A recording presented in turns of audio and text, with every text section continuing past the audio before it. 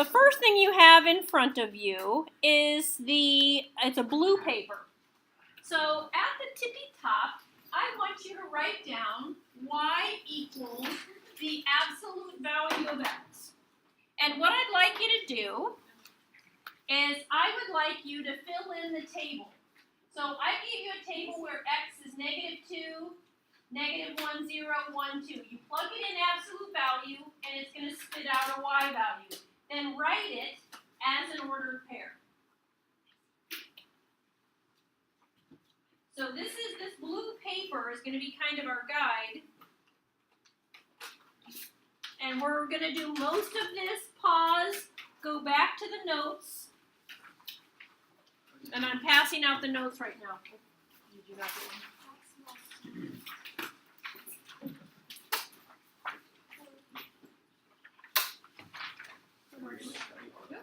We need another one. This is not going to... All right, is there an extra one in any of the rows? Because I'm out of them. Oh, here. Who needed one? Sorry, it's actually not on blue. Oh, you know what? I have that. Sean, I made just another. Oh, did any of them get stuck together? Yeah. Oh, my God. Sean. Yeah, no, I counted. He's in a classy. No, he broke his. All right, here we go. Absolute value of -2 is 2. So you're going to write that as an ordered pair, -2, 2. If I plug in -1, I'm plugging it in up here at the tippy top. I asked you to write that down. Y equals absolute value of -1 is 1. So that's the ordered pair -1, 1. If you plug in 0, the output is 0. When I plug in 1, absolute value of 1 is 1. Oops. Sorry. That's a 1. And when I plug in 2, I get 2. So then what I'd like you to do is plot these 5 points. And this is going to be the parent function for the absolute value function. When you do a graph, just in general, make sure you fill the grid. Like, don't just stop and make a teeny tiny little graph. Just fill it till you hit an edge.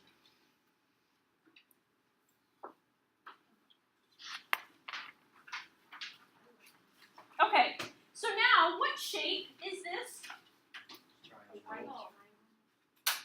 Well, I get what you mean. More It's like an arrow. parabola. I'd say an arrow. The V. That is a shape. It's a V. Okay, this is a V. A triangle would have a closed third side, but I get what you see. It's not a parabola. A parabola is a U. It's a curved, kind of smooth U. This is a pointy V shape. The vertex of the parent function is at 0, 0. We have something called the axis of symmetry, and we're going to dig in a little deeper to the axis of symmetry tomorrow. But for now, the axis of symmetry is a vertical line that if you could fold your paper on the axis of symmetry, the left side would match the right side, okay? They would map up. And the axis of symmetry, since it's a vertical line, it always goes through the x value of the vertex.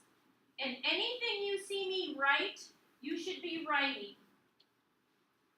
Okay, again, anything you see me write, you should be writing. So this is called the parent function. And today, we're going to explore what happens when I shift it left, right, up, down, stretch it, shrink it, flip it.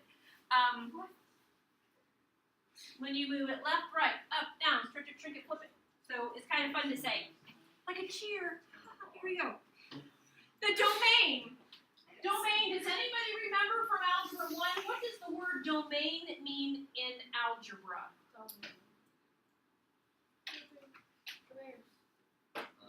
W-A. The bottom. Is it like the bottom?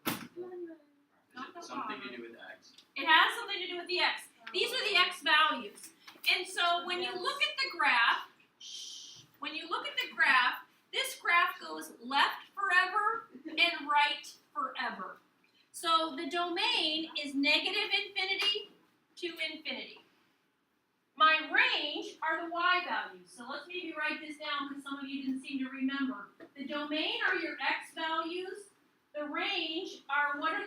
y values on the graph or in the equation. And so my range, yeah. Would it be 0 to infinity? Nice job. And we're going to tie this together to our interval notation. So the lowest y value on the graph is 0. This graph doesn't go any lower. So the range are your y values. Yes? Why is it the bracket? Wait, I probably know this. Okay, why did we put a bracket at the 0? That's a great question. Yeah, Maddie? Because you can't go below it. Okay, but why is it a bracket? You're right. It doesn't go below it, but the bracket includes it. It does touch 0. Okay, the bracket includes it. A parenthesis does not. Okay, so now we're going to pause, and I want you to go to the packet I gave you. And we're going to come back to the blue paper in a moment. Well, a little later. So I want you to take a look at this one, and it says, this note packet, okay? It says, a parent function is the simplest form in a set of functions that form a family. Each function in the family is a transformation of the parent function. So I gave you the 4 most common that you've seen so far. A constant, f of x equals 1, that's a horizontal line.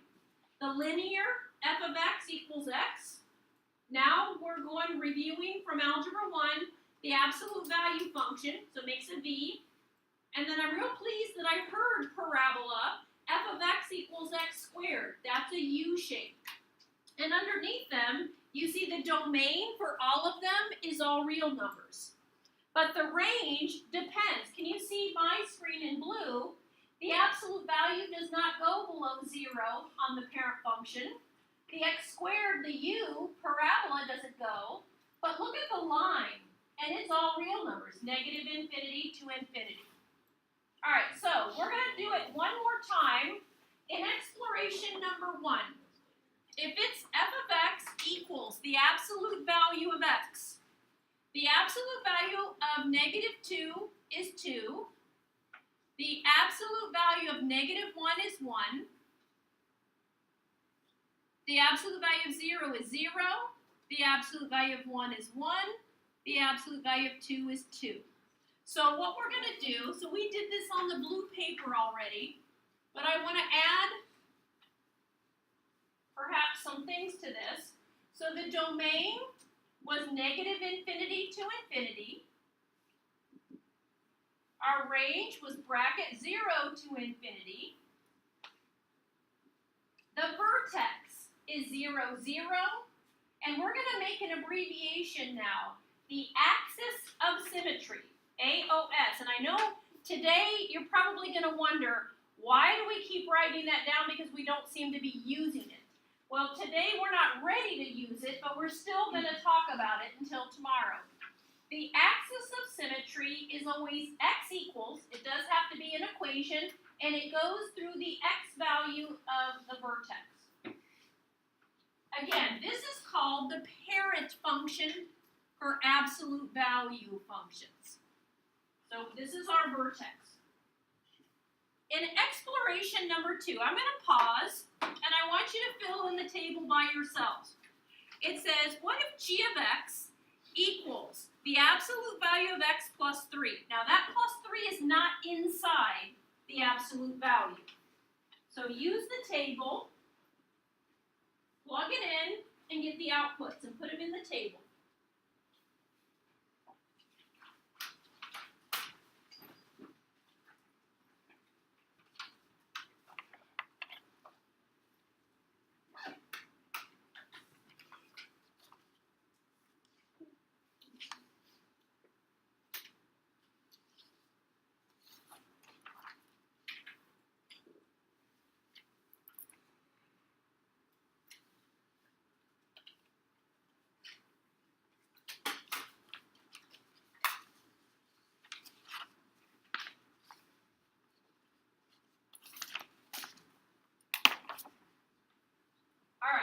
So let's see if we're getting this. You would take the absolute value of negative 2 and then add 3. So did you guys get 5?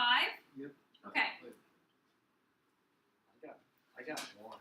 Okay, my guess is you put the +3 inside your absolute value. No, I put it outside. Then it's still 5 because the absolute value of -2 is +2. The only way you get 1 is if you took -2 plus 3, got 1, and then did the absolute value. Okay. So if you do -1, that's 4, and if I do 0, that's 3. So let's plot this. I have 0, 3, 1, 4, -1, 4, 2, 5, and -2, 5. What happened to the graph? It moved up 3 units. Now watch this. My domain is -infinity to infinity. All right, who wants to tackle the range on this one? PJ, what do you think? Yeah, bracket 3 to infinity. Now, and this is what I need you to remember and process in your brains, is that the range are the y values. So you want to look at your graph, you want to look at your table, and look, the lowest value is y is 3, and then it's going up. My vertex, the vertex is this pointy corner, and you guys, it's not curved. This should be like 2 rays coming together. The axis of symmetry is an equation, and it's x equals the x value of the vertex. When you're ready, flip it over, and it went on to the next page and says, how does the graph of the parent function, how is it shifted to give you this one? And it's up 3. Okay, it's up 3. When you're ready, start exploration number 3. Again, h of x is absolute value of x, close the absolute value, minus 2. So I'm going to give you a head start on me.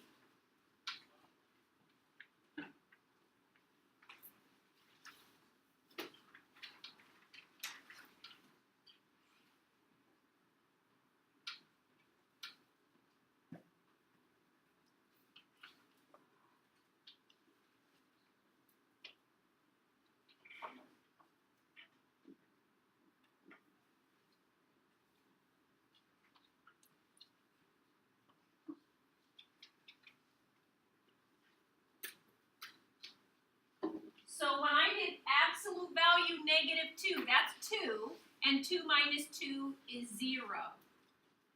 Then I'm going to do absolute value -1, that's 1 minus 2, that's -2.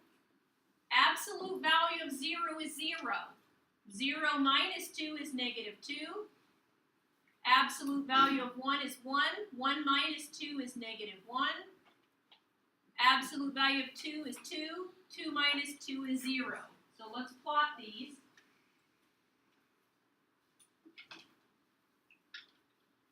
Whoops.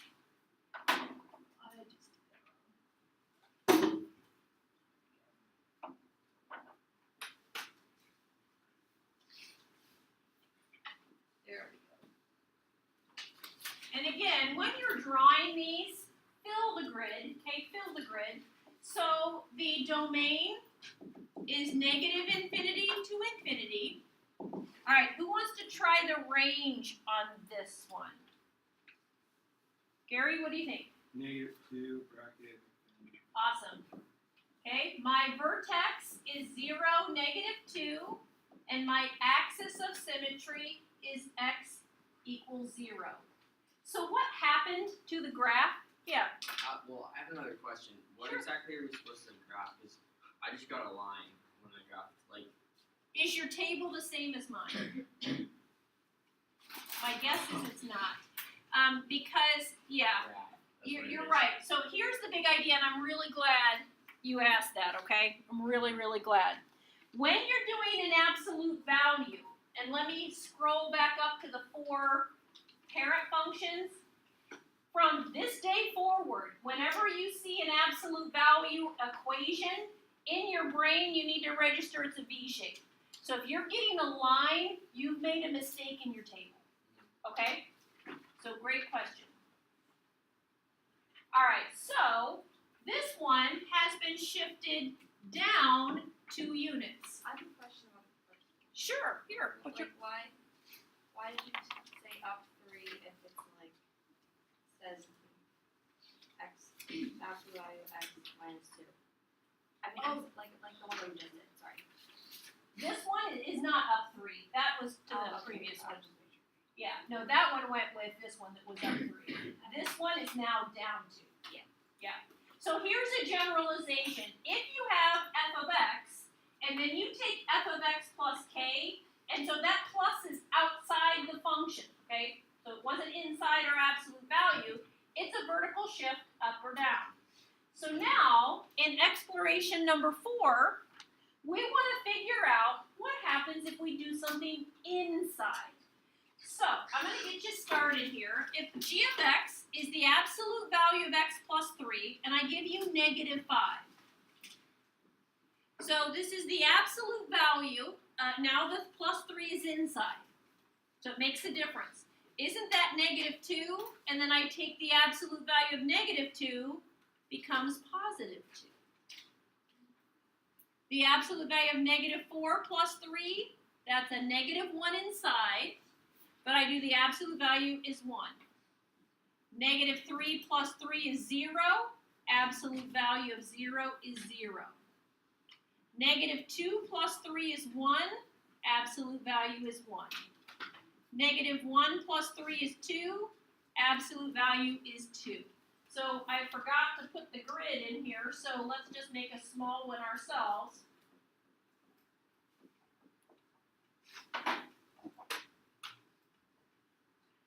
So just make your own small grid. Again, we should anticipate, this should look like a V when I'm done. If it doesn't look like a V, I've made a mistake in the table. So here we go. Negative 5, 2, negative 4, 1. Negative 3, 0, negative 2, 1. Negative 1, 2. There we go. So I did get a V. The domain for absolute value is always all real numbers. Okay, how about on this one? What's the range? What's the lowest y value? What is the lowest y value? Gary, what do you think? 0. It's 0. 0 to infinity. My vertex. What are the coordinates of the vertex? Jackie, what do you think? Where is that pointy vertex? What point is it at? Yeah, negative 3, 0. Ah, finally, the axis of symmetry changed. It's x equals, and it's always the x value of the vertex. So now we shift it. Now, how did this graph move from the parent function from 0, 0? Ryan, where did this one go? My absolute value of x plus 3, how did it shift? From 0, 0, it's over here. It went over -3. Yeah, we would say that's left 3.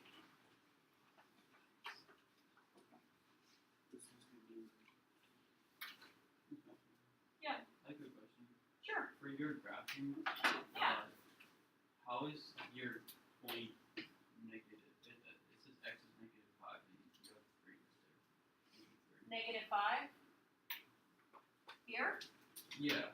Okay, when I plug in negative 5, x plus 3 is inside the I absolute see value. now. Sorry, that's my bad. Yeah, Alright, thank you. yeah, it's not 8, okay? All right, you guys try exploration number 5. I'll try to give you a head start. H of x equals absolute value x minus 2. Fill in the table and then make a sketch.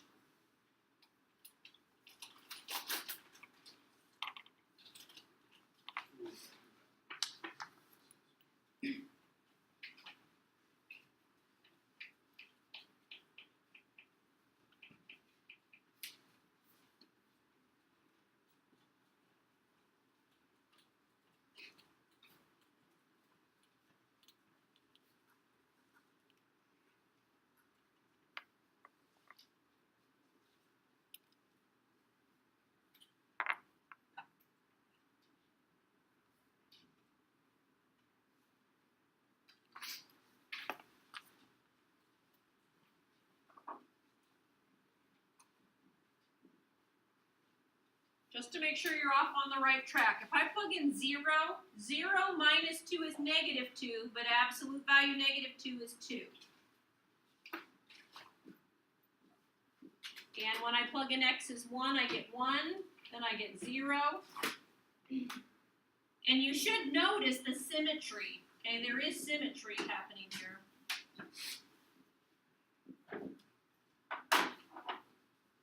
So I have 0, 2, 1, 1, 2, 0, 3, 1, 4, 2.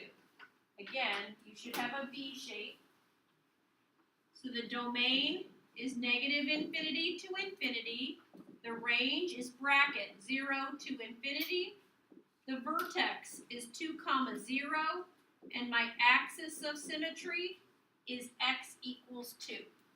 Again, the axis of symmetry is this imaginary vertical line that if I drew it through the vertex, the left side, if I folded my paper, would map onto itself. So how did this one shift? Yeah, Gary? Right, two. This one went right 2. And before we flip, I want to pause a moment here, okay? So when we did the up-downs, okay, I'll bring it back, but when we did the up-down, it was plus 3, and it went up 3. When I did minus 2, it went down 2. But now look at these two. It was x plus 3, and it went left 3. And it was x minus 2, and it went right 2. Do you see those are the opposites? All right, so I'm going to tell you something silly here. It says if you have the parent function f of x, then f of x minus h is left, right, but it's the opposite of what you think. All right, now here's the silly thing. Do you know how when you do PEMDAS, or please excuse my dear Aunt Sally, that's a silly phrase. It's called a mnemonic device to help you remember that. So I have a very silly one for you today. It's called vacuum often in socks only. I know it's very weird, but it actually will help. What this stands for is the vertex is the opposite of the inside, and it's the same as the outside. So write this down, because otherwise you'll look at it and go, what? Vacuum often in socks only. Okay, vacuum often in socks only. The vertex is going to be, when we're doing our V's, and this actually will apply to parabolas, it'll apply to square roots, logarithms, trig, it applies everywhere. It's kind of cool. So watch this, okay? The vertex is the opposite of the inside, same as the outside. So if you look here, if g of x is the absolute value of x plus 1 plus 3, so it's going to be the opposite of the inside, same as the outside. So what's that going to do in terms of shifts? Down 1. Not down. The inside does left, right. The outside does up, down. So left 1, Left 1, up 3. up 3. Do you see that? And I hope I fixed this. There's no little square here. I thought I fixed it on yours. Hopefully I did. All right, letter B. If h of x is the absolute value of x minus 5 minus 4, Tessa, can you try the shift for me? Opposite of the inside, same as the outside. Okay, so it would be right 5, and then it would be right. Same as the outside. Oh, then it would be. No. Because you can't go right 5 and left 4. Down. You'd be down 4. Okay, so right 5 is the opposite of the inside, same as the outside. All right, letter C. G of x equals the absolute value, x minus 9 minus 2. So Mitch, give it a try for me. It's the opposite of the inside, same as the outside. The inside is left, right. The outside's up, down. So what do you think? What? What was the question? Can you describe the transformation? What do you do with the x minus 9? Which way does it move? The other side. How does it move? Right. Yeah, gonna move right 9, and then what do you do with the minus 2? Up or down? Up or down? So it's gonna be down 2. Okay? So it's the opposite of the inside, same as the outside. Alright, so now what happens if you put a negative on the outside of your absolute value?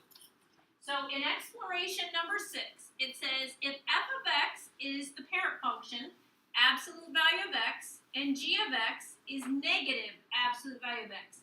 I need you to remember that the absolute value symbols are like a brick wall. You cannot distribute things inside the absolute value. They are out. They never go inside the absolute value. So if I do f of x, okay, this is f of x, that's 2, 1, 0, 1, 2. We've done that like 3 times today already. When I go to do g, the negative absolute value of negative 2, you may not distribute the negative inside. It does not distribute. It's stuck outside. Would it just be -2? Yes, because when I do the absolute value of negative 2, that's positive 2, but then it's a negative times the positive. So that's negative 2. Negative absolute value negative 1. Again, the most common mistake I see is students want to distribute. And absolute value is a brick wall. The negative from the outside can't get in. So this is negative 1. This is 0. Now watch what happens. When I go to do positive 1, the absolute value of positive 1 is 1, but I have the negative outside. Okay, so I'm still following what I've said. And then the last one is negative 2. So let's do the parent function, and I'm going to make it dashed.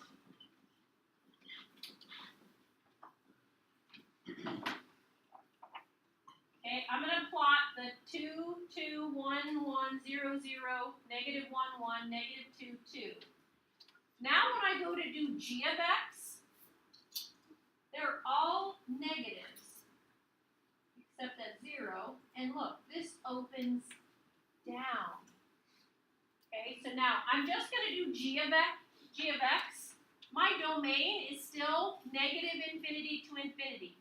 All absolute value functions have domain, all real numbers. Now what happens to the range if the range are the y values? Okay? Yeah, Gary? Negative infinity to 0. Yes, negative infinity to 0. So this is down in negative infinity up to 0. The vertex is still 0, 0.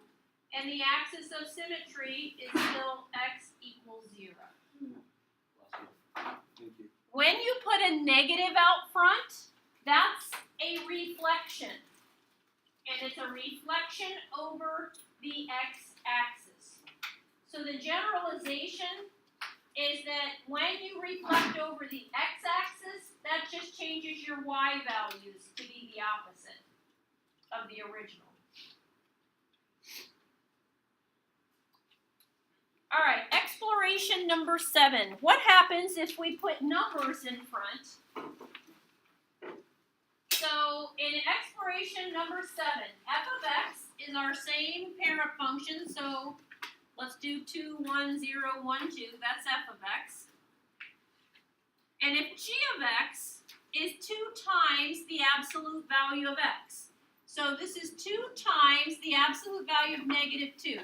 Again, you may not distribute. You have to compute the absolute value and get rid of the absolute value symbols.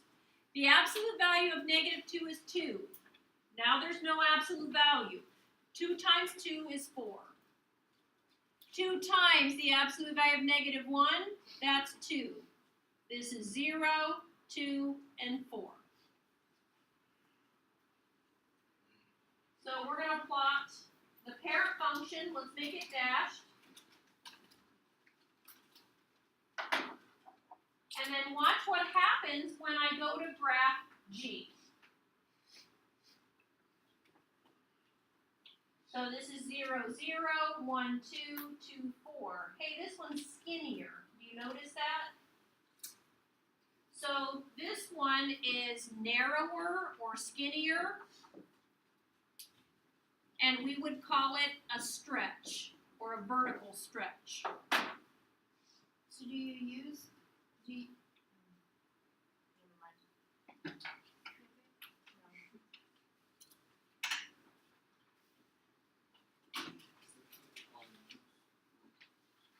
When you're ready, flip it. We're on the last home stretch. Exploration number 8. If f of x is the absolute value of x again, what happens if you put a number smaller than 1 between 0 and 1 in front? Let's say Stretch. Narrower, and then the word stretch. When you get water. So again, this is 2, 1, 0, 1, 2. So let's do some of these. What if I do 1/2 times the absolute value of 2? Yeah, you take absolute value of 2 is 2, half of 2 is 1. Oops, sorry, that was a negative. Then 1/2 absolute value negative 1, that's 1/2. This is 0, this is a half, and this is 1. Does it always look like that? What do you mean? Like the bottom of the chart is the same as the top of the. Great question. All right, her question is the top half and the bottom half of the chart always the same? The answer is yes, if this is your vertex in the middle. If you, have you noticed like my table started with different numbers sometimes? Yeah. That's because I knew how the shift was and I put my vertex in the middle. So, if you put the vertex in the middle, it'll always be the same in the top half as the bottom half. If it isn't, you've made a mistake, okay? Alright, so let's pop the parent function on the grid.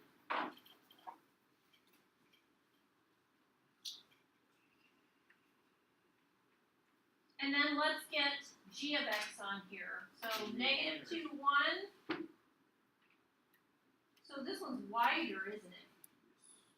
Do we have to put the parent function on? No, you don't have to. Can we just like regularly graph it? Yeah, that's fine. I just wanted us to see, like, literally with both of them on here, like, it's very dramatic then, that it's wider or skinnier.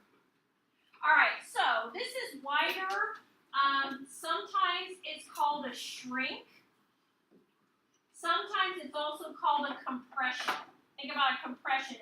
And I know students are like, well, wait a minute, this looks like you stretched it. And it's like, I get where you think that, but in math, what we're thinking about is the y-axis has shrunk. Like, we're not going up as high. Yeah. Can we not call it a shrink? Because What do you want to call it? just water. Yeah, that's fine. Okay. What are you gonna call That's it? confusing. Yeah, that's okay. Alright, so now, these are some examples. And let's do these together. In the first one, letter A, g of x is absolute value x plus 4 minus a. So now we've got our left, right, up, down, stretch it, shrink it, flip it. So this one's going to go left 4, down 8. Okay, left 4. Vacuum often in socks only. I know that's silly, but it's intended to help. Actually, If I were you vacuuming, should vacuum with That's white what I'm socks saying. on, because then if you already vacuumed it, then you go over it and stuff comes up on your white socks, you know you didn't do good enough. Plus, like, socks are always comfortable. Nice. Oh, I want the next one. Might as Okay. I know this one. Alright, there's 4. Can you tell me 4 things here? Yes, I can. Okay, tell me So 4. it's gonna go right 2, Right 2, up 1. up 1. It's gonna be.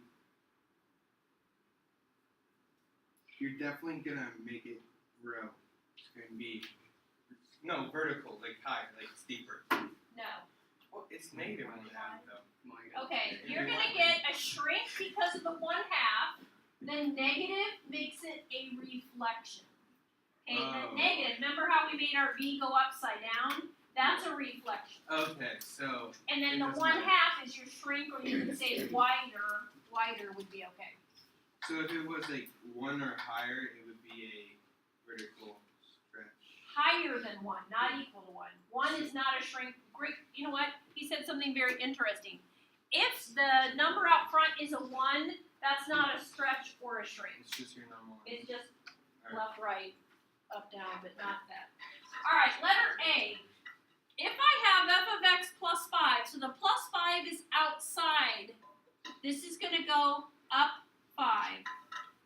I have 3 times, so this is a stretch of 3.